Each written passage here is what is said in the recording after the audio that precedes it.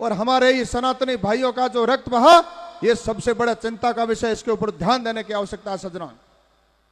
भारत में जिस प्रकार से टुकड़े टुकड़े गैंग सक्रिय हुई, देश की आजादी को लेकर के जिन्होंने चैलेंज किया, श्री राम के मंदिर को लेकर के जिन्होंने बहुत सारे कमेंट्स किए, भारत तेरे टुकड़े होंगे इंशाअल्लाह के नारे लगाने वाले, कश्मीर की आजादी तक जंग जारी रहेगी, इस प्रकार की ताकतें मोदी जी के शासनकाल में शांत तो हो गई, लेकिन कहीं न कहीं वो पूरे देश में अंदर अंदर षड्यंत्र करी सज्जनों।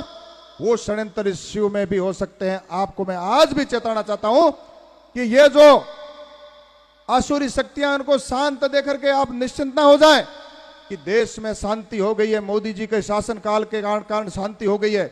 ठीक बात है, माननीय मोदी जी ने इन शक्तियों को शांत तो किया है, परंतु ये शक्तियां कभी भी उग्र होकर के जाग सकती है। 1947, 65 और 71 में इस भारत पाक के इसकी सीमा पर आप लोगों ने जो कष्ट सहन किए, बराबर आक्रमण और जिस प्रकार से सांप्रदायिक हमले हुए, जिस प्रकार से बराबर हत्याएं हुई, या फिर पाकिस्तान से लाशों से पटी हुई ट्रेनें आई, भारत ने वो भी कष्ट सहन किए सजना। कन्यालाल की उदयपुर में जिस प्रकार से हत्या हो गई, रतन सोनी की हत्या हो गई, चिरंजीवी लाल की हत्या हो गई, ऐसे कई सांप्रदायिक ताकतों ने ऐसे हत्या करके और इस सरकार के तुष्टिकरण के संरक्षण को प्राप्त करके उन लोगों को प्रोत्साहन मिला। उन लोगों ने ऐसी हत्या करके ये बता दिया कि हमारा इस लोकतंत्र में कुछ बिगड़ नहीं सकता। बहुत सारे वीडियो आपने सुने और देखे होंगे सजना। इस सीमा पर भी संवेदनशील क्षेत्र है, इस संवेदनशील क्षेत्र को भी सुरक्षित रखने के लिए आप लोगों को यह सीट जितानी बहुत अनिवार्य है। मैं एक प्रत्याशी हो सकता हूं, एक भाजपा का कार्यकर्ता होने के नाते आप जिम्मेदार लोगों से मैं आह्वान करना चाहता हूं कि यह यहाँ की सीमा की सुरक्षा के लिए, देश की सुरक्षा के लिए, जिले की सुरक्षा के लिए सीट को जिताना नितांत अनिवार्य है। विकास के तो मुद्दे अपने स्थान पर है ही, परंतु जिस प्रकार से तुष्टीकरण के कारण सांप्रदायिक ताकतें समूचे राजस्थान में हावी हुई है, वो यहां भी कभी भी सर उठा सकती है। उनके सर को बाद में कुचलना ना पड़े, पहले ही कमजोर करने के लिए सीट को जिताना बहुत अनिवार्य। मैं आपसे विनम्र निवेदन करना चाहता हूं सज्जनों। रामायण में कहा है, को नृप मुझे कहानी, यानी कौन राजा बने मुझे कोई लेना देना नहीं, मैं चुपचाप घर बैठ जाऊं। स्वदेशे पतिते कष्टे दूरस्था लोक यंती चे नए वच प्रति कुर्वंती ते नरह शत्रु नंदना। जब देश संकटों में घिरा हो, कष्ट में हो, जब देश में आसुरी शक्तियां हावी हो जाए, धर्म संकट में हो, और हम अगर चुपचाप देख रहे होते हैं तो हम भी उतने ही दोषी होते हैं जितने वो लोग आक्रांता होते हैं। इसलिए जेएनयू में जो शक्तियां, जेएनयू में जो ताकतें हैं, वो ताकतें भी यहां शिव में पांव पसार रही है। मैं आपको आगाह करना चाहता हूं, आपको मैं सजग कर देना चाहता हूं कि आपको बहुत सारी चीजें अभी ध्यान में नहीं आएगी, बाद में हम गलती कर देंगे तो बहुत बाद में हम लोगों को पछताना पड़ेगा। इसलिए 25 नवंबर का दिन इस शिव विधानसभा के लिए, इस बॉर्डर की सीट के लिए, बाड़मेर जिले के लिए बहुत ऐतिहासिक है सजना। नरेंद्र मोदी जी ने, देश के यशस्वी प्रधानमंत्री माननीय मोदी जी ने जिस प्रकार से सामरिक दृष्टिकोण से इस भारत को भव्य बनाया है और विश्व में प्रतिष्ठा कायम की है। 3 दिन पहले वहां बायतू में आए थे, आपको राम राम दिया था। उस राम राम शब्द में बहुत बड़ा मर्म छिपा हुआ है सज्जनों। वो राम राम बहुत महत्व वाला शब्द है।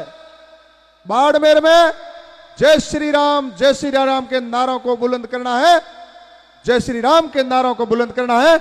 इसलिए सीट को जिताना बहुत जरूरी है सज्जनों। ये केसरिया साफा पहने हुए, केसरी बाना सजाए कि वीर का श्रृंगार कर, ले चले हम राष्ट्र नौका को भंवर से पार कर, इस संकल्प को सार्थक करना होगा सजना।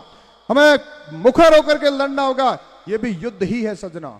महाभारत के युद्ध में कहा था, परित्राणाय साधूनाम विनाशाय च दुष्कृताम धर्म संस्थापनार्थाय संभवामि युगे युगे। यह भी एक तरह का लोकतांत्रिक युद्ध है। मुखर होकर के युद्ध लड़ना पड़ेगा, हमें योजना बना करके युद्ध लड़ना होगा। षड्यंत्रकारी ताकतें एक होकर के, संगठित होकर के कल हमें हराएगी तो 5 वर्ष और पछताना पड़ेगा। फिर 5 वर्ष क्या होगा ये हम कुछ नहीं कह सकते।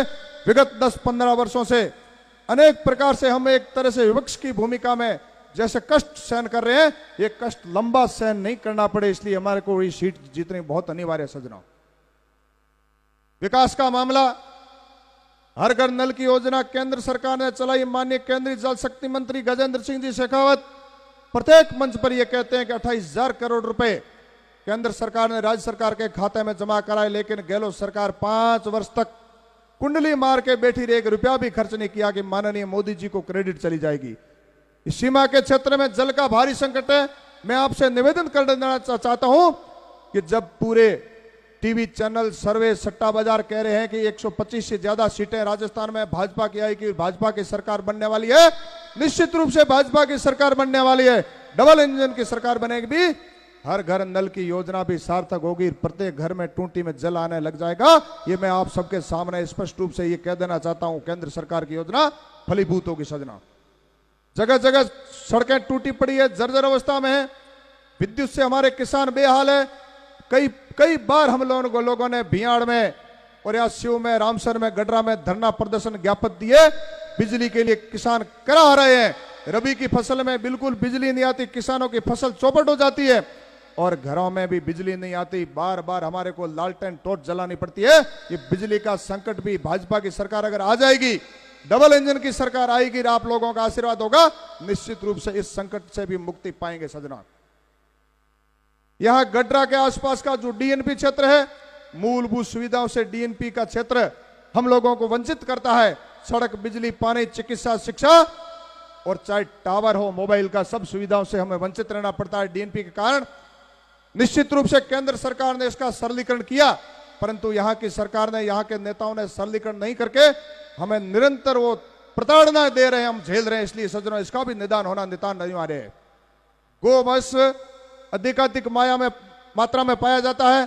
सुंदराटी क्षेत्र में हमारी सर्वाधिक गाय हैं। पूरे देश में इतनी गायें एक इकट्ठी नहीं मिलती जो सुंदराटी क्षेत्र में पाई जाती है, परंतु केवल बारिश के पानी से ही वो घास भी खाती है और जल भी पीती है। इसलिए सैकड़ों हजारों गाय प्रतिवर्ष काल कलवित हो जाती है। इसलिए डबल इंजन की सरकार बन गई तो मेरे मन में भी संकल्प है कि गौ माता के लिए कुछ किया जाए इस सीमा पर। मैं युवाओं को निवेदन करने देना चाहता हूं, सैकड़ों की तादाद में यहां प्राइवेट कंपनियां आई है, अरबों रुपए का यहां निवेश किया है। मेरे मन में संकल्प है कि पिछले 5 वर्षों में कांग्रेस सरकार के कारण 17-18 बार पेपर लीक हो गए और युवा बेरोजगार होकर के दर दर की ठोकरें खा रही है। सरकार में निश्चित रूप से अनेक भर्तियां खुलेगी, युवा रोजगार लगेंगे। साथ ही साथ इन प्राइवेट कंपनियों को भी मरोड़ करके युवाओं को रोजगार लगाना, ये मेरा परम लक्ष्य, मेरा संकल्प है। ये मैं युवाओं को भी कह देना चाहता हूं, ये मेरा आह्वान है, मेरा संकल्प है सजना।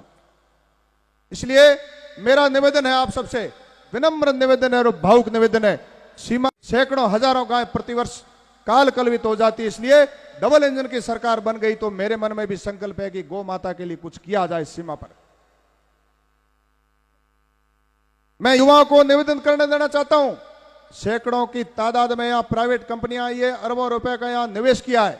मेरे मन में संकल्प है कि पिछले 5 वर्षों में कांग्रेस सरकार के कारण 17-18 बार पेपर लीक हो गए और युवा बेरोजगार होकर के दर दर की ठोकरें खा रही है। सरकार में निश्चित रूप से अनेक भर्तियां खुलेगी, युवा रोजगार लगेंगे। साथ ही साथ इन प्राइवेट कंपनियों को भी मरोड़ करके युवाओं को रोजगार लगाना, ये मेरा परम लक्ष्य, मेरा संकल्प है। ये मैं युवाओं को भी कह देना चाहता हूं, ये मेरा आह्वान है, मेरा संकल्प है सजना। इसलिए मेरा निवेदन है, आप सबसे विनम्र निवेदन है और भावुक निवेदन है। सीमा